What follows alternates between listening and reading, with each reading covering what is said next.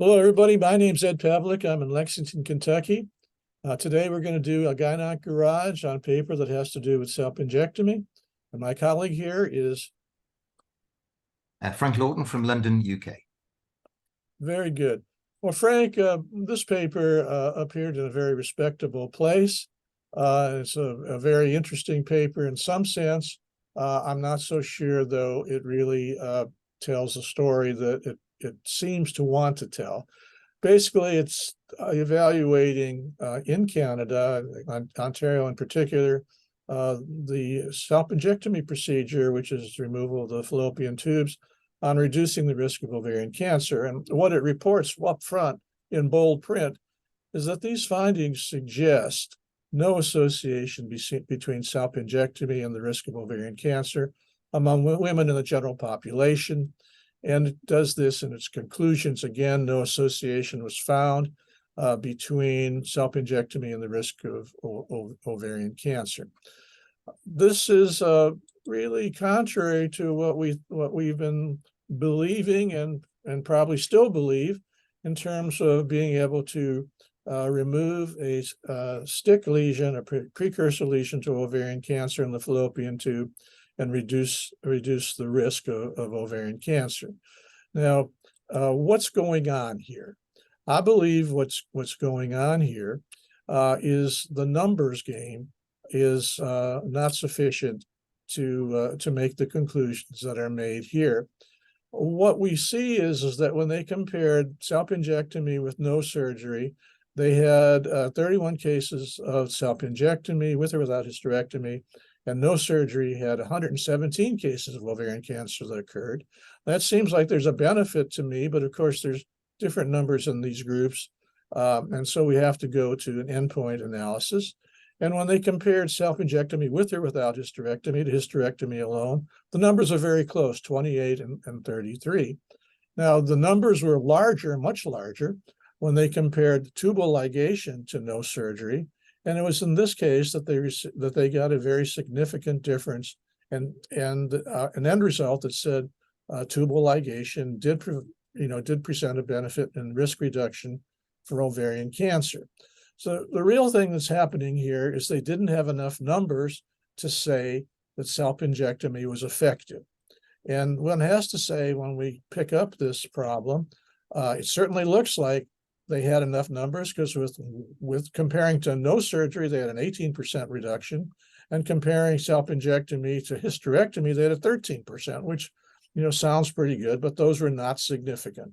What did they need? Well, they needed 636 people in each side of the comparison to detect a significant difference at a power of 0.8, 80%, and with an alpha error of 0.05 or 5%. So to me, the whole story is that the authors presented a case that really was premature, that they needed larger numbers. The paper should have waited on those numbers. Nevertheless, it was published in a very good place, the JAMA Network. And all I can say is that I don't think that, that those people who just read the titles or the abstracts will get the point about not having enough numbers. And that's a great fear I have. Frank, what do you think? Yes, I agree. I hope that it doesn't sway general gynecologists into saying, well, you don't actually need your fallopian tubes removed as risk reducing variant, because it doesn't work. The authors actually say there are 4 other studies which show that there is a reduction in the risk or the incidence of ovarian cancer with removal of fallopian tubes. And I think most pathologists around the world would say that the tube is the origin of the epithelial ovarian tumors and not the ovary itself. Something that I picked up as well, in this study group, they had 560 patients who were over 60 years of age having bilateral or having tubal surgery, removal or sterilization or whatever. It seems like a very high number of patients who are postmenopausal. I think the other thing is that, and this is something else I picked up on, they've not looked at, within the treatment groups, they've not looked at family history or BRCA carrying or non-epithelial tumors. None of those are being considered. And I think, and I will stick my neck out here, perhaps being slightly more angry about this paper. I don't think it should have been published. What was the rush? Why couldn't they just leave another 2 years and get some pay?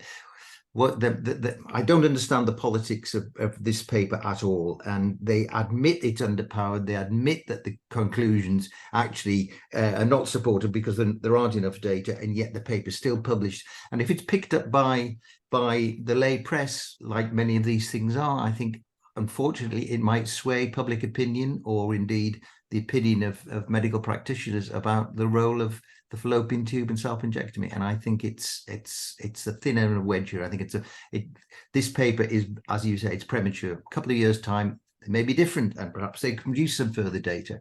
But on the data that they produced here, I don't think that conclusion is at all safe. It may be a language problem, but I don't think it is. I think the language problem becomes a problem that can be generalized. The irony is that basically self-injectomy was advocated first in Canada, and now here's a Canadian paper trying to reverse that advocacy.